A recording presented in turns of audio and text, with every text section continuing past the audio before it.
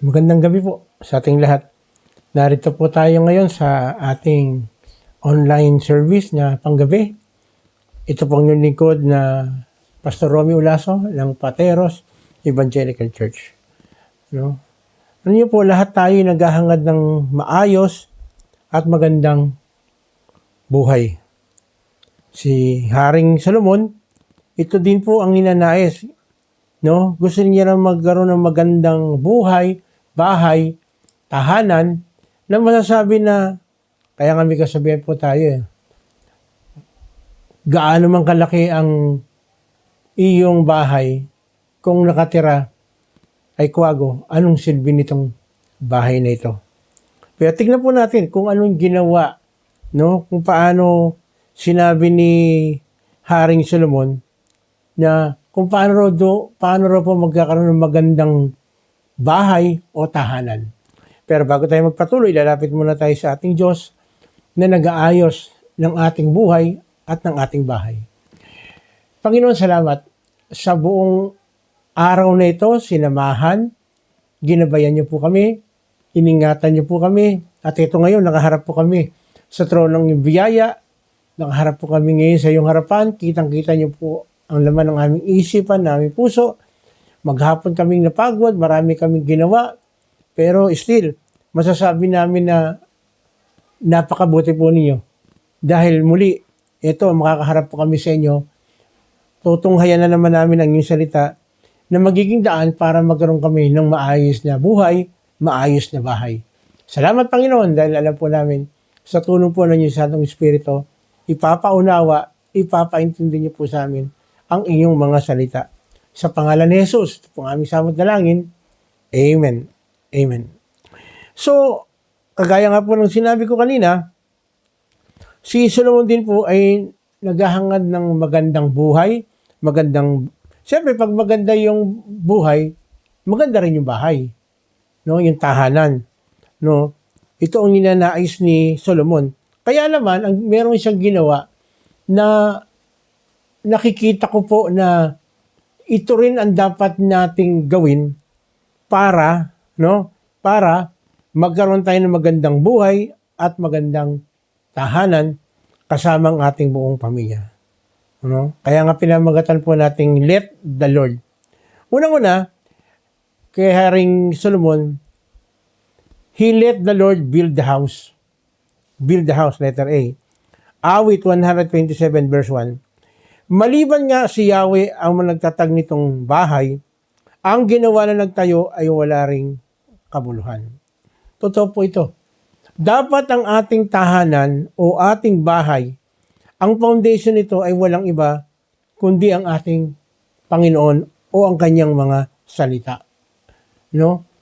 Kaya pala sinabi rito sa Deuteronomy 6:4-7, sabi rito, pakinggan mo, O Israel, si Yahweh na ating Diyos, ang tanging Yahweh. Ibigin mo si Yahweh na iyong Diyos ng buong puso, buong kaluluwa at buong lakas. Ang mga utos na ito, itanim ninyo sa inyong mga puso, ituro ninyo ito sa inyong mga anak, pag-aralan ninyo ito, no, sa inyong tahanan, sa inyong paglalakbay, sa inyong pagtulog sa gabi, at sa inyong pagbangon sa umaga.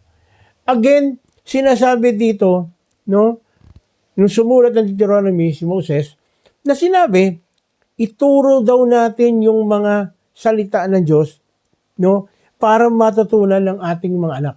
Of course, bago mangyari yon, tayo mismo, ikaw, ako, tayo, mga magulang, tayo muna dapat matuto.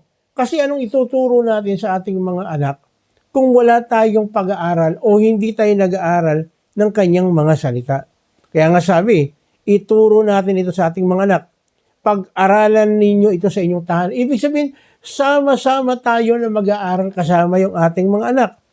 No? At even sa paglalakbay daw. Ibig sabihin, dapat ang mindset natin naman ng utak natin palagi ay yung mga ganyang mga salita.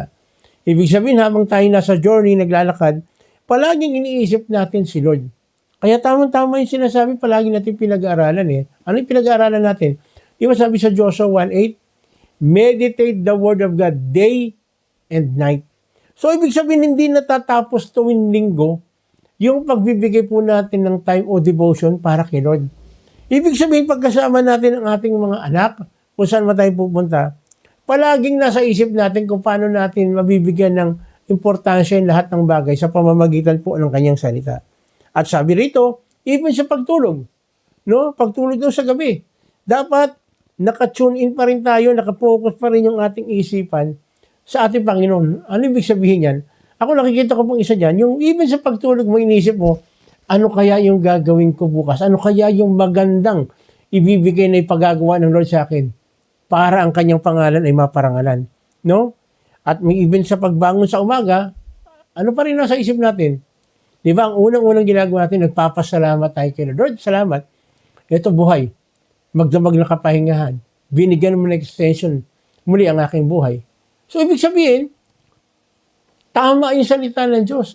Araw at gabi. Gusto ni Lord palagi nag-uumpisa tayo sa Kanya at magtatapos tayo sa Kanya.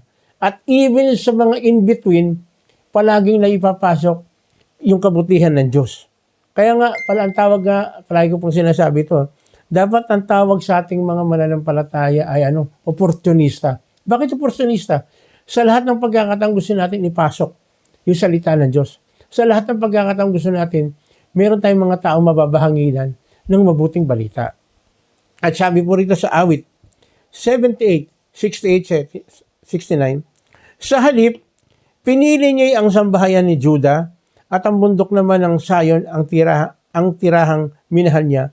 Doon niya itinayo yung banal na santuaryo, katulad ng nasa langit, tahanan niyang dako, lubos niyang pinatatag na tulad ng mundong ito. Again, si Lord ang nagtatayo at nagbibigay ng matatag at matibay na tahanan. Si Lord ang nagbibigay ng magandang klase ng buhay. At ito ay mangyayari kung gagawin natin yung tinatawag na part natin. Ano yun? Meditate the Word of God. Day and night. Dahil gusto ni Lord, yung foundation ng ating tahanan ay nakalagay doon sa sinasabi ng salita ng Diyos. Dapat matibay ang ating pundasyon. At ang pundasyon na yan, walang iba kundi ang ating Panginoon, ang kanyang mga salita. Ano pa? No, gusto natin magkaroon ng matatag at magandang tahanan, magandang buhay, kasama ang ating mga pamilya. Ano sabi rito? Letter B, let the Lord watch the city. Awit 137, 1b. Maliban nga na si Yahweh ang salungsod ay gumabay, ang pagmamasid ng bantay ay wala ring saysay. Totoo po ito. Kahit na sinong tao ang ilagay mo yan, kahit na super ano pa yan, sabihin natin na super yung kanyang training tungkol sa pagbabantay, mawawalan pa rin ng saysay yan kapag hindi sinamahan ng Lord ang bawat isa. Yeah? Ano ba nangyari noon sa Israel?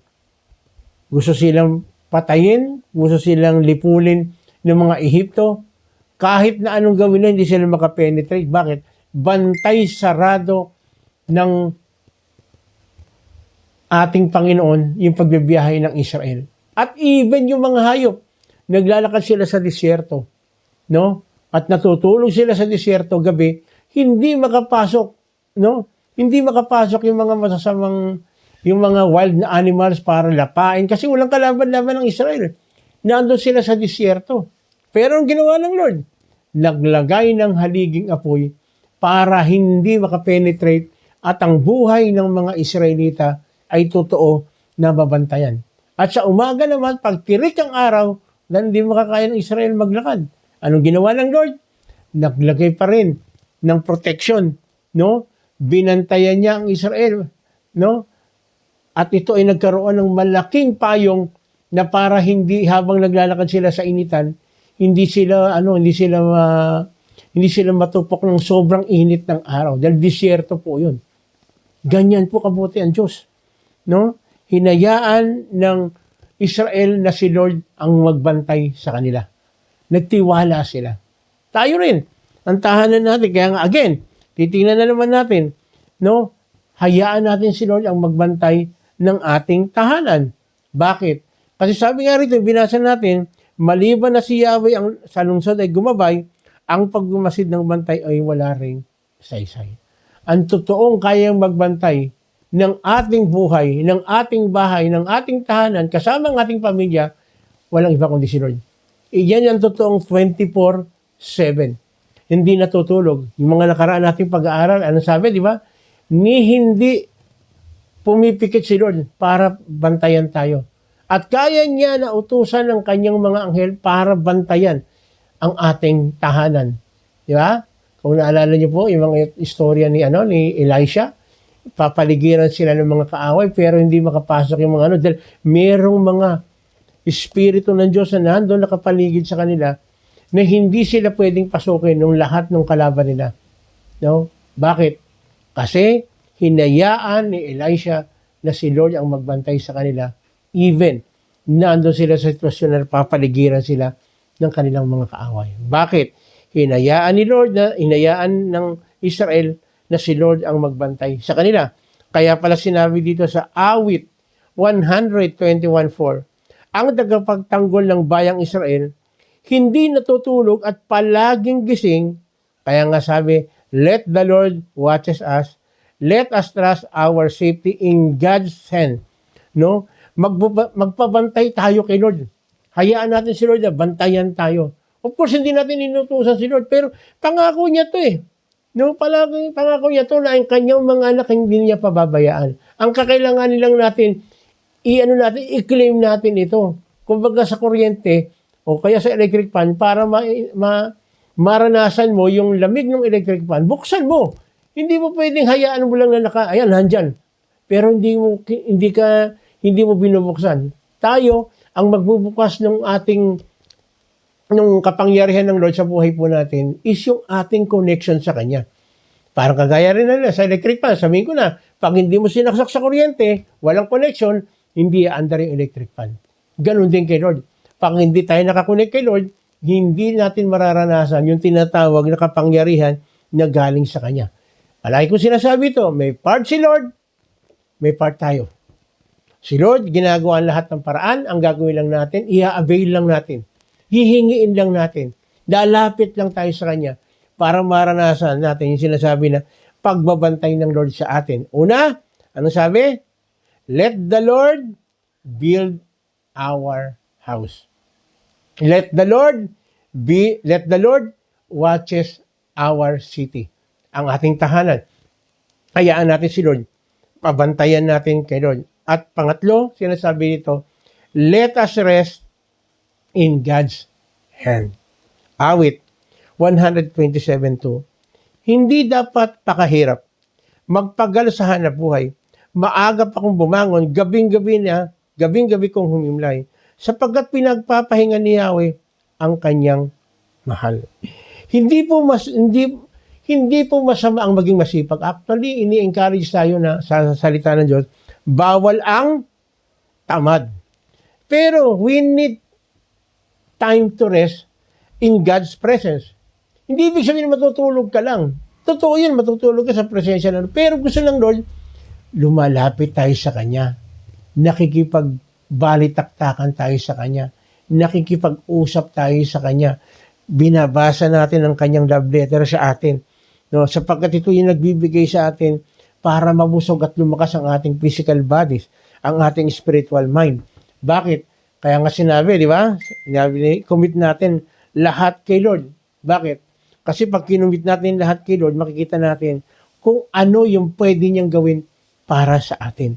Again, anong sabi? Ang gagawin natin, let the Lord build the house. No, ano pa? Let the Lord watches our city or our home. Let us rest in God's hand. Kagaya ng sinasabi ko po, hindi po masama ang huminto sa paggawa temporary habang tayo ay nagre-rest sa presensya ng ating Panginoon. Kaya kung tayo, meron tayong kabigatan, ang ating Panginoon ay nag-aanyaya. Kung tayo, may mga bagay na hindi natin alam na talagang restless tayo, lalo na palagi tayong trabaho, nakakalimutan na natin si Lord, ayaw ng Lord yun. Gusto ng Lord, meron tayong time para sa Kanya. At kung tayo nabibigatan, ito po maganda, may pangako ang ating Panginoong Sus. Mateo 11:28. Lumapit kayo sa akin, kayong lahat na nahihirapan at lubhang nabibigatan sa inyong pasanin at kayo bibigyan ko ng kapahingahan. Alam niyo po, ito po ang masarap eh. Yung Diyos sa pinaglilingkuran natin, hindi po tayo pinababayaan na tayo ay ma-exhaust, mapagod ng gusto. Of course, hindi ko sinasabi na ginagawa tayo ng Lord ng tama. Ibig sabihin, gusto ng Lord, magkaroon tayo, i-refresh niya tayo. Sa paanong paraan? Sa pamamagitan po ng kanyang salita. No? At kapag ginagawa natin ito, kasama yung ating mga mahal sa buhay, makikita natin, ang sarap pala. Hindi kinakailangan bugbugin mo yung katawan mo sa trabaho. Bakit? Si Lord ang gagawa ng paraan para tayo masustain natin yung trabaho natin. Sa pag-aaral, tutulungan tayo ng Lord. Kayong mga nag-aaral, nakikinig ngayon, gusto ng Lord, makakuha ka ng mataas na grade.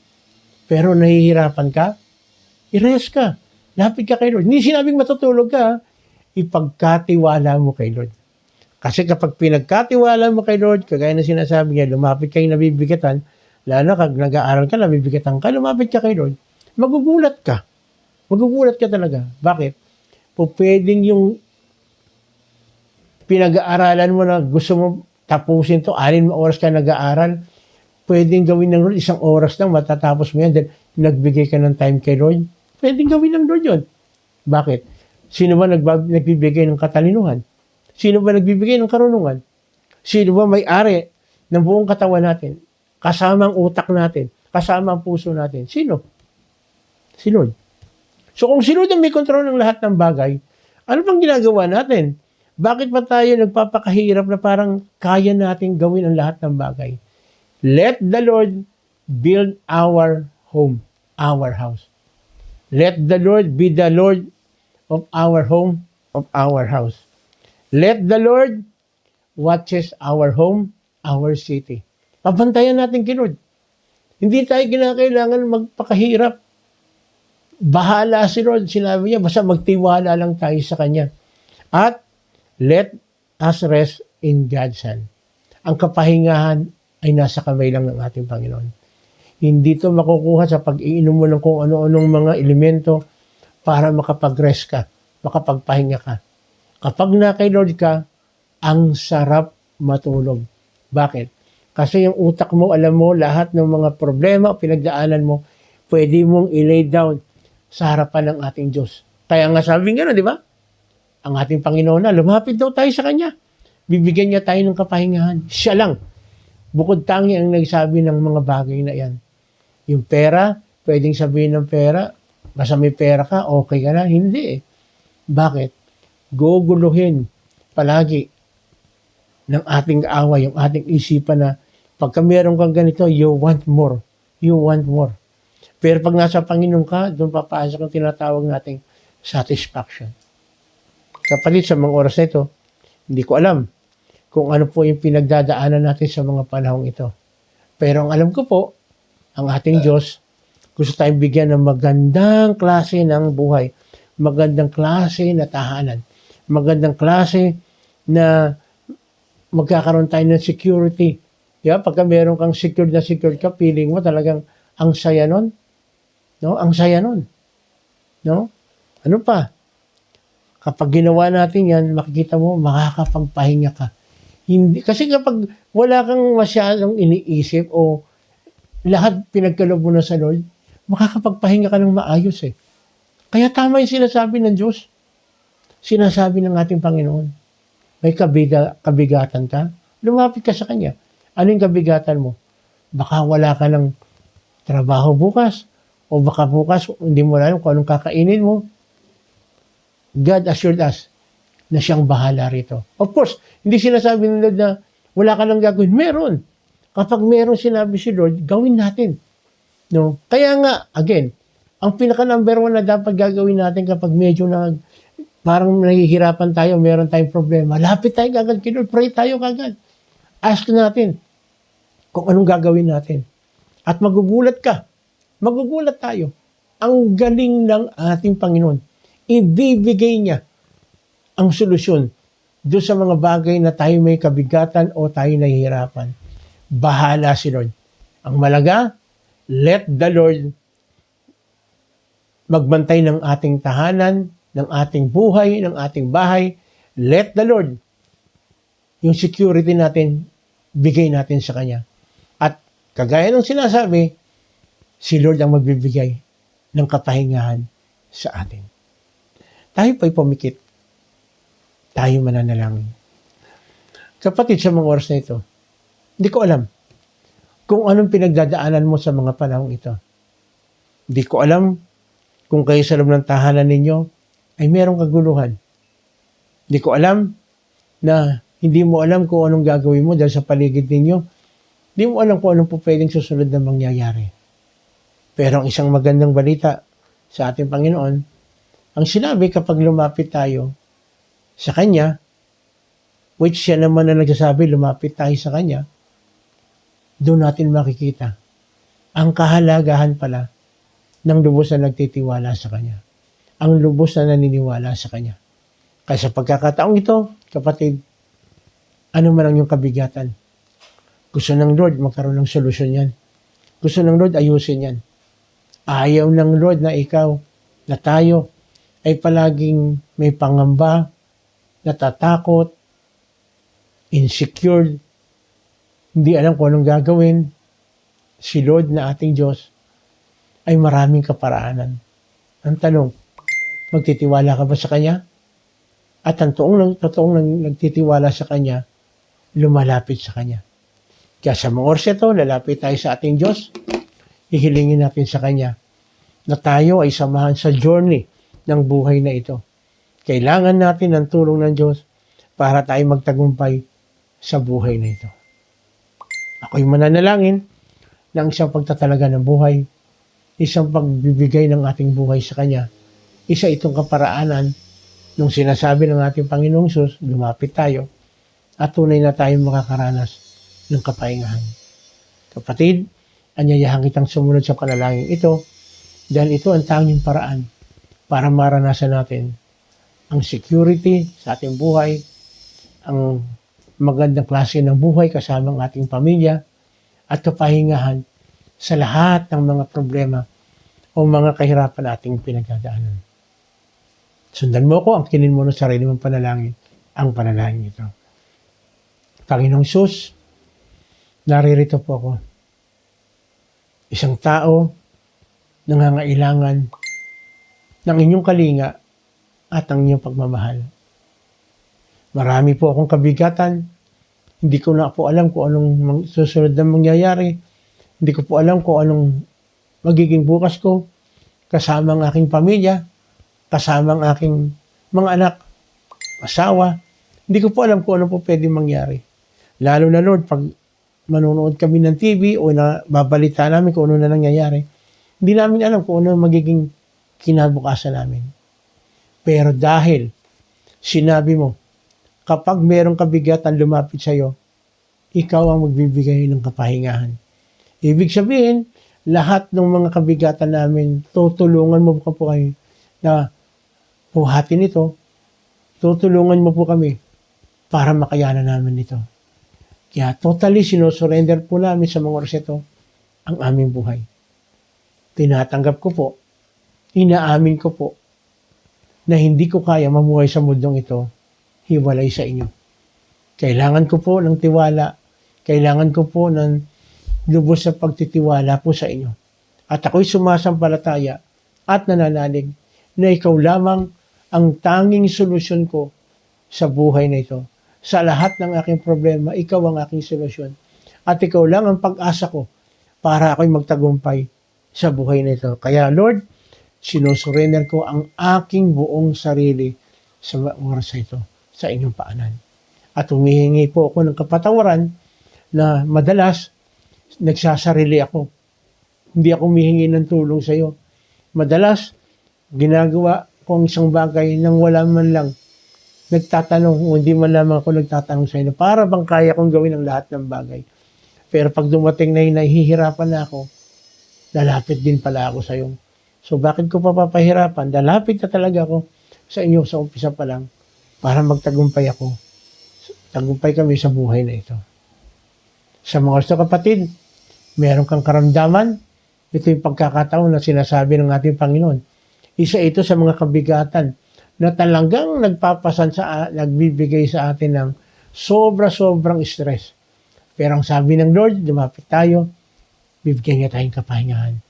Alam mo yung physical na karamdaman mo sa mga oras na ito, sabihin mo. Sabihin mo sa ating Diyos. Sabihin mo sa ating Panginoon. Gusto mo ng comfort.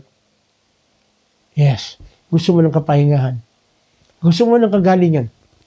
Sabihin mo sa ating Panginoon, ikaw at siya lang ang nakakabatid niya, nakakaalam. Sabihin mo sa Kanya, by faith, maniwala ka. Kaya ni Lord ibigay lahat ng iyong physical na karamdaman. Spiritually, maaring gumagawa ang kalaban para ikaw mapalayo sa Lord.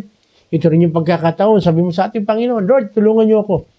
Maraming ginagawa ang kalaban para ma-divert ang aming attention. In Jesus' name, makalaya kami sa mga anumang klase ng taktika ng demonyo para kami mapalayo sa inyo at i-focus namin yung aming paningin sa ibang bagay.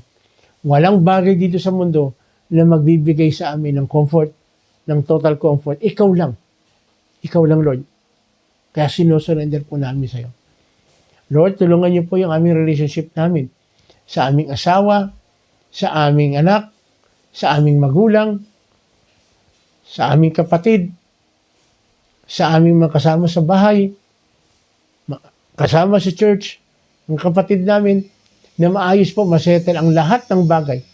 Dahil ayaw po niyo, Panginoon, na meron akong sama ng loob o magkaroon ng sama ng loob sa akin ang sino mang tao. Sa sino man na aking nakakasalamuha, lalo-lalo na ang aking pamilya, ang aking mga kapatid, kasama sa church. Hayaan niyo po, Panginoon, na masettle kung ano man ang dapat masettle.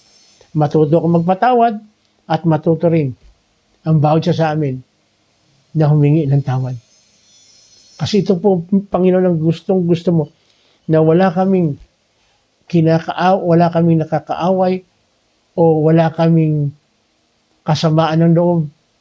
Dahil ang sama ng loob, pwedeng mapunta ito sa kung saan. Kaya tulungan niyo po kami, Panginoon, na mawala sa amin yung hinanakit kahit kakatiting sa aming kapwa, Panginoon. Gayun na rin, Panginoon, tinataas po namin ang bawat isa na nahihirapan financially. Ikaw po, Panginoon, ang aming great provider.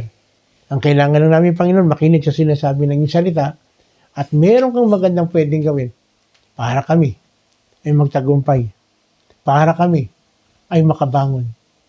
Dahil sinasabi mo po, Lord, ang iyong mga anak ay gagawin mong channel of blessings. Maging channel of blessing kami sa lahat ng mga tao. Hayaan niyo po, Panginoon, lahat ng mga resources na meron kami, gamitin namin para sa inyong kaluwalhatian. Yes, Lord. Yes, Lord. Opo. Opo, Panginoon. Gayun na rin, Panginoon, tinataas din po namin sa iyo ang aming bansa. Kitang-kita niyo po, Lord, lalong-lalo na, pinagmamalaki pa naman namin na kami ay isang Christian country. Tulungan niyo po kami, Panginoon, na magawa po namin yung totoong tungkulin namin. Dahil kami po ay napupulaan na sa ibang bansa dahil sa nangyayari na pagbagsak ng aming ekonomiya dahil sa mga bagay na pagkakamali ng aming mga leaders. Tulungan niyo po, Panginoon, kayo po magbigay ng conviction sa kanilang puso na magkaroon po sila ng banal na takot sa inyo. Na makita nila na magsusulit sila ang bawat isa po sa amin sa inyong harapan kung di namin gagampanan yung tungkulin na nilagay mo sa balikat ng bawat isa. Lalong-lalo po sa aming presidente hanggang sa pinakamababang nanunungkulan sa gobyerno. Bigyan niyo po sila, Panginoon, ng banal na takot sa iyo para magampanan po nila ng totoo yung mga bagay na pinagkaloob mo po sa kanila na pagiging leader. Ang mga sundalo, ang mga military, Panginoon, magkaroon din po sila ng banal na takot sa inyo para gampanan po nilang kanilang tungkulin na sila'y sila'y nanumpa, na sila'y maglilingkod para sa bayan, hindi sa kung kaninong tao lamang pa, kundi kung sinasabi ng saligang batas. Lord, pagpalain mo rin ang mga kapatid, nagdiriwang ng kanilang kaarawan, sa oras na ito, sa araw na ito, ikaw po magpala sa bawat isa. Tunay na makaranas ng totoong kapayapaan at kagalakan ng gagaling sa inyo. Salamat po, Panginoon, sa extension ng buhay na pinagkaloob mo sa bawat isa. Gayun na rin, ang aming kapatid na nagdidiriwang ng kanilang anniversary. Pagpalain niyo po, Panginoon, ang bawat isa. Tunay na ikaw, pangpatuloy na maging sentro ng tahanan para ang anniversary pagsasama ng mag-asawa ay tunay na palagi merong kagalakan, kasiyahan. Hindi ibig sabihin na walang problema, pero makakatayo dahil ikaw ang sentro, ikaw ang aming lalapitan sa bawat sandali ng aming buhay. Kaya na rin, Panginoon, tinataas din po namin sa iyo patuloy ang aming bayan na patuloy na tulungan niyo po na makabangon sa lahat ng klase ng kahirapan, Panginoon. Gayun na rin, nataas din po namin sa iyo ang aming mga kapatid na may mga karamdaman na maaaring hindi nakapanood sa mga oras na ito, pero ko nakababatid sa kanila. Nakababatid, maaaring nanonood sila, pero inaalala po namin sila. Sila Pastor Flibert, sila Pastor Tony, gayun na rin ang aming mga kapatid, sila Ben, gayun na rin si Paring Edgar, Bong Sanchez, iba pa po namin mga kapatid na may mga karamdaman. Kayo po, Panginoon, na magbigay ng kagalingan sa bawat isa.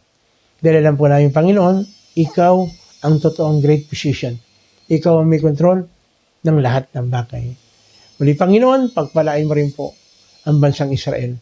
Dahil ikaw mismo nagsabi, ang sino mang magpala sa bansang Israel ay yung pagpapalain. Muli, Panginoon, ang lahat ng kahilingang ito, inaangkin namin na mangyayari, magaganap, at naniniwala kami. Sasagutin mo yung mga panalangin ito, sapagkat ang lahat ng ito ay hinihiling namin sa pangalan ng aming Panginoong Sus. Lahat po tayo magsabi lang, Amen. Muli, ito pong yung lingkod, Pastor Romy Ulaso, ng Pateros Evangelical Church, nagsasabi, kung kayo po ay may mga katanungan dito sa ating pinag-aralan sa gabing ito, i-PM lang po ninyo kami. Dahil gusto namin makatulong sa inyo sa lahat ng kaparaanan. At pakiusap po, kung kayo naman po ay nakaranas ng answered prayer, lalo na kung physical na karamdaman, and nagkaroon po kayo ng kagalingan, please, i-PM din po ninyo kami dahil ito po ay nagiging kagalakan, kasiyahan sa amin. Dahil naririnig namin, nakikita namin na meron pa na nakakaranas ng totoo himala mula sa ating Panginoon. Muli, ito pong yung lingkod, Pastor Romy Ulaso, ng Pateros Evangelical Church. Nagsasabi, pagpalain po tayo ng ating Panginoong Jesus.